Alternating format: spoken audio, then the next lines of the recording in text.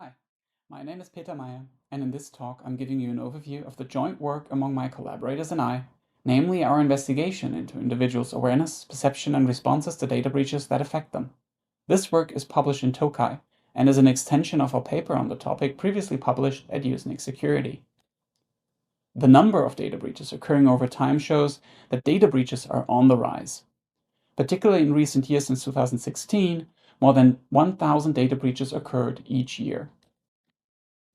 Prior work on data breaches focused on participants' past experiences with breaches in general, or asked them to describe intended reactions in hypothetical scenarios. In contrast, we showed to participants real-world breaches that have exposed their personal information. Using this approach enhances the ecological validity of our study. Participants could directly relate to the breaches in question. Additionally, it helped mitigate recall bias. Many participants were unaware of the breaches until our study, which allowed us to capture their immediate reaction.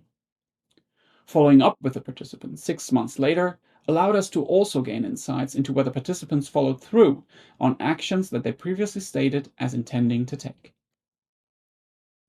To achieve this new methodology, we built our own survey platform that queries the API of Have I Been Pwned.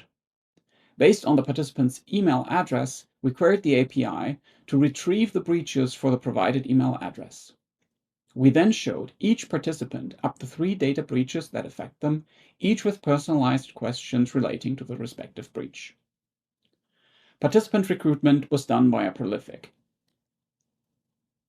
Our study was guided by overall 7 research questions, split between the main survey with 430 participants and the follow-up survey, where we invited the participants from the main survey back and received responses from 108 participants.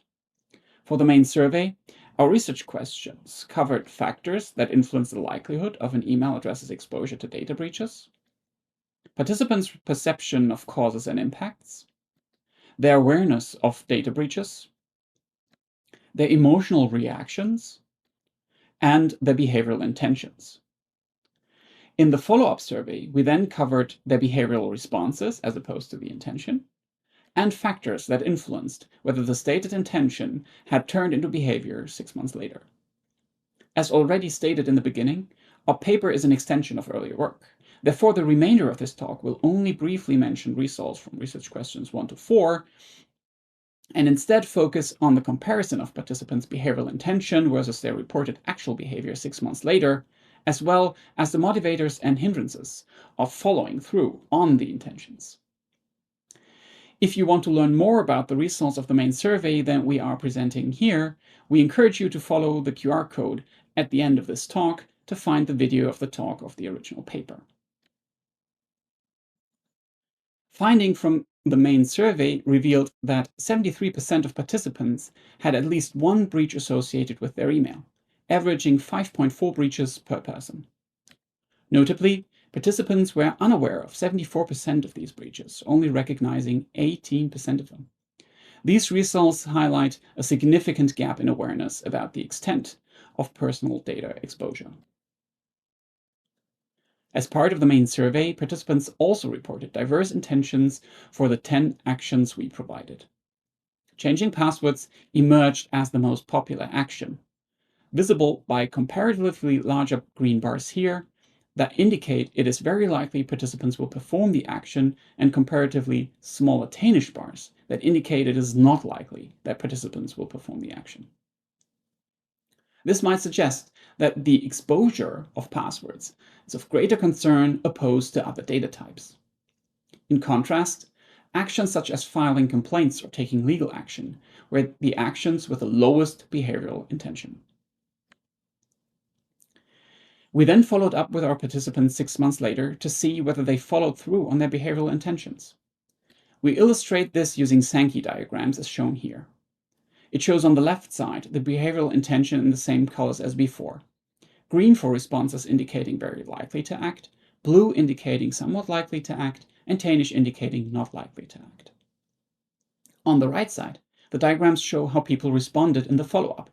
Dark green if they performed the action, and dark red if they did not perform the action.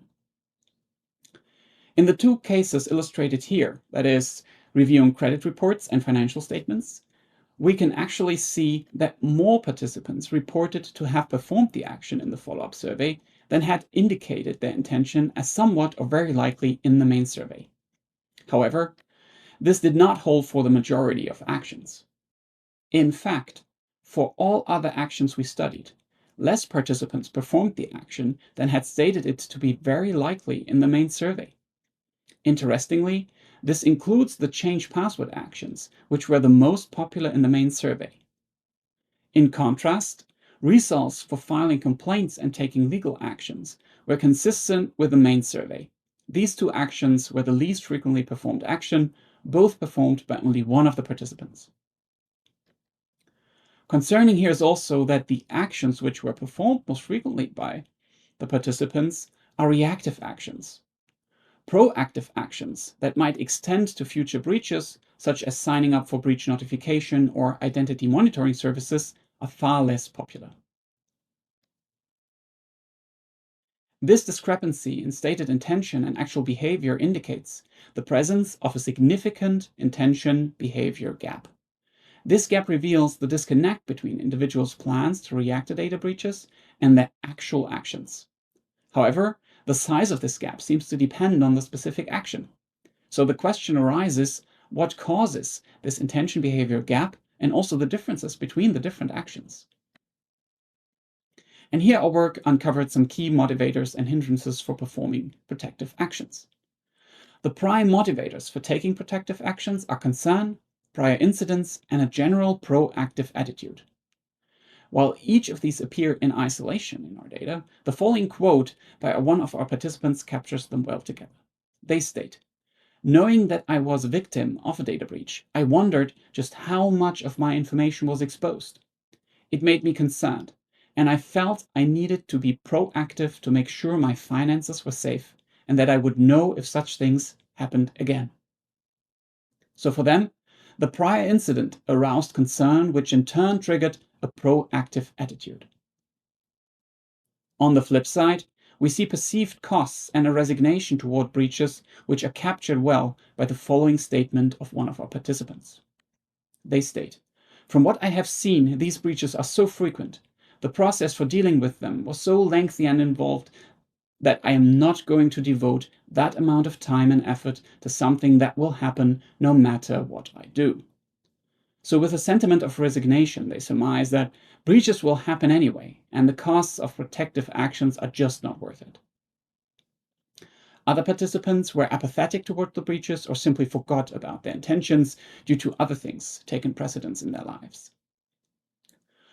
Of particular note are also account issues that hinder taking action. For instance, some of the breach data was not related to an actual account held by the participant. A notable example from our study is the breach of verifications.io, a service used by other services to verify email addresses. This highlights how businesses often share customer information with third parties without individuals' understanding or knowledge, which underscores the pressing need for greater transparency in data processing and sharing practices, and stronger privacy protections to empower individuals in managing their digital presence. The key implications of our work are firstly that there is a dire need to bridge the significant intention-behavior gap, that is, between what people intend versus what they actually do after a data breach. This gap varies by action, highlighting the need for targeted interventions like using reminders and commitment nudges. These interventions have shown promise in encouraging individuals to follow through with their intentions in different contexts. It's essential we continue to explore how to bridge this gap, employing both self-reported and real-world data to find effective strategies that help people translate intentions into actions. Secondly, it is important to acknowledge the effort required for individuals to protect themselves and how their specific situations might impact their ability to act. Designing interventions that reduce effort and cater to individual circumstances can significantly enhance response effectiveness. Here it is also of prime importance to give individuals actionable advice what to do in situations when they do not actually hold an account at the breached service. Thirdly, addressing misconceptions is key for encouraging proactive responses to data breaches. Many individuals misunderstand breach notifications and security measures.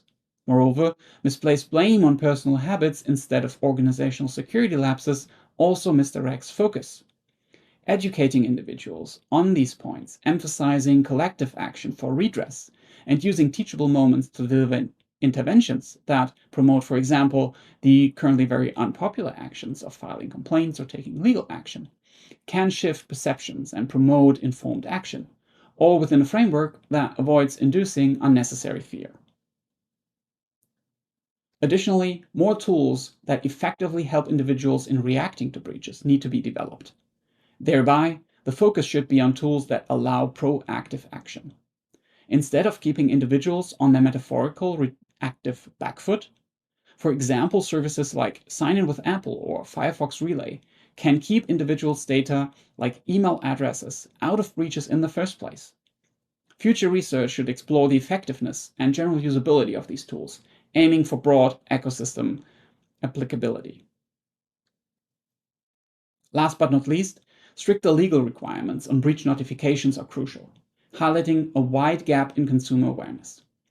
Enhanced notification laws should mandate comprehensive outreach for all breaches, using multiple communication channels to ensure informed consumer responses. Beyond notifications, we recommend companies provide to individuals proactive tools that offer a robust defense mechanism, such as email alias generators and password managers. These tools can not only help mitigate the impact of breaches, but also prevent them. Regulatory incentives, such as potential fines, are key to encouraging businesses to adopt proactive privacy and security measures here. Thanks a lot for listening to our talk, which we hope was informative to you.